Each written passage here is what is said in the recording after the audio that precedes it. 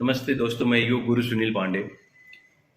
दोस्तों, जैसे सर्दियां बढ़ती जाती हैं वैसे वैसे सांस फूलने की बीमारियां जानलेवा बनती जाती हैं। लेकिन घबराने की कोई बात नहीं। इस घरेलू नुस्खों से सांस फूलने की परेशानियों में राहत मिल सकती है। सावधान रहें। सर्दी सर पर चढ़कर बोल देना। बहुत से लोग गलतफहमी में चलते हैं कि डिस्पेनिया सांस फूलना रोग को दमा रोग ही समझ लेते हैं। लेकिन डिस्पेनिया सांस फूलना और दमा अस्थमा रोग में थोड़ा सा फर्क होता है। कई लोग को गलतफहमी होती है कि मोटा होने की वजह से ही सांस फूलने लगती है, पर ऐसा कुछ भी नहीं है।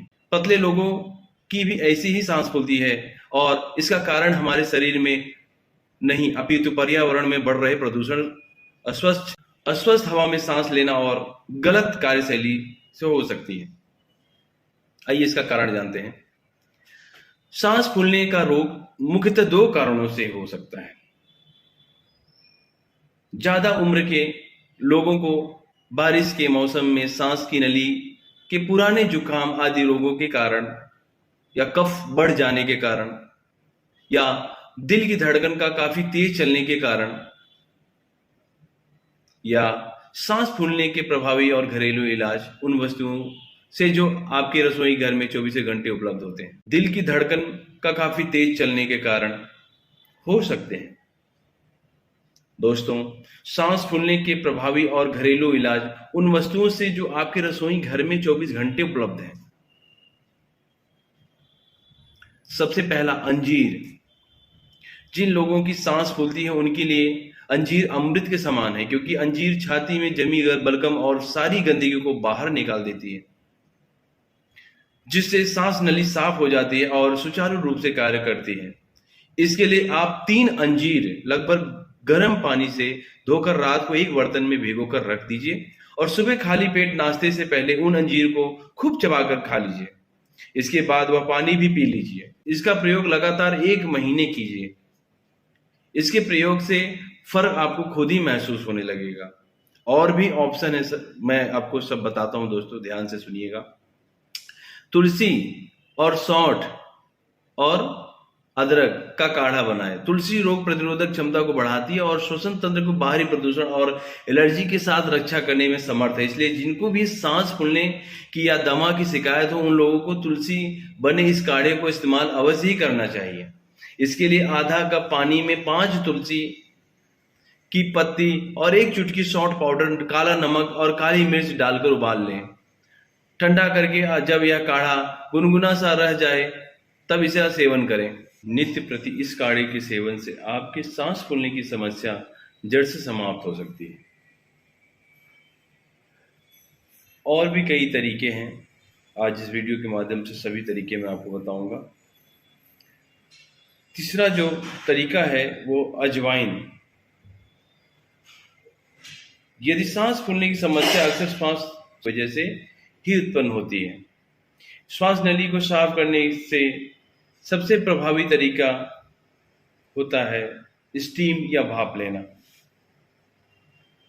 भाप लेने से यदि श्वास नली में सूजन है तो उसमें आराम हो जाती है और कचरा भी निकल जाता है। इसके लिए आपको अजवाइन पीसकर पानी में उबाल लेना चाहिए, फिर अजवाइन वाले पानी का भाप लेनी चाहिए। इसे गुनगुना भी ले, क्योंकि अजवाइन का भाप सूजन को खत्म कर देने में सक्षम है, सांस फूलने की समस्या में राहत दिलाती है। चौथा तरीका है तिल का तेल से।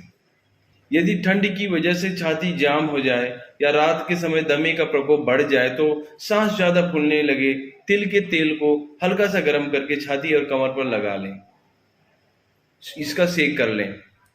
इस प्रकार आपकी छाती खुल जाएगी और आपको सांस फूलने की समस्या में राहत मिलेगी। पांचवा तरीका दोस्तों अंगूर है। सांस फूलने व दमा की समस्या में अंगूर बहुत लाभदायक होता है। इस समस्या में आप अंगूर भी खा सकते हैं या अंगूर का रस का सेवन कर सकते हैं। कुछ चिकित्सकों का तो यह दावा है कि दमे के रोगी को अगर अंगूर के बाग में रखा जाए तो दमा, सांस फूलने या कोई भी श्वसन संबंधी समस्या को शीघ्र लाभ प्राप्त कर सकता है। चौथा है चौलाई। चौलाई के पत्तों का रस। सांस फूलने की श्वास संबंधी कोई भी समस्या हो तो चौलाई के पत्तों का ताजा रस निकालकर उसमें थोड़ा सा शहद मिलाकर प्रतिदिन सेवन किया जाए। इससे अतिशीघ्र लाभ पहुंचता है।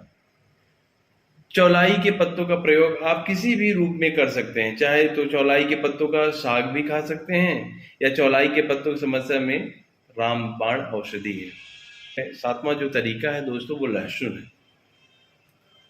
लहसुन भी सांस फूलने की समस्या में अत्यंत लाभकारी औषधि का कार्य करता है। इसके लिए लहसुन की 3 कलियों को दूध में उबालना है और फिर उस दूध को छानकर सोने से पूर्व पीना है। याद रहे, इसके बाद कुछ भी ना खाएं या ना पिएं। कुछ ही दिनों में इसका निरंतर प्रयोग से आपको इससे चमत्कारी परिणाम देखने को मिल सकते हैं। 8वां तरीका है दोस्तों सौंफ।